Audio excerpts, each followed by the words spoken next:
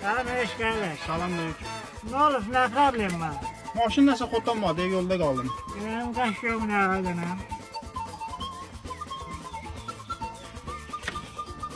Yandıran var, yandıran.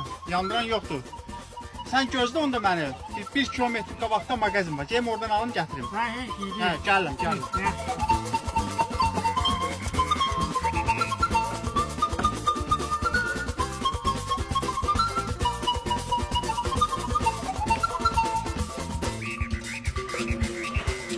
Gətirdim qadanam, aldım.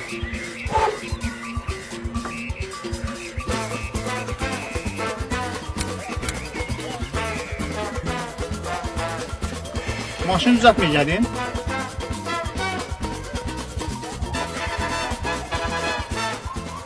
Benim maşından başım çıkmıyor. Bu maşın ustasını yana apar.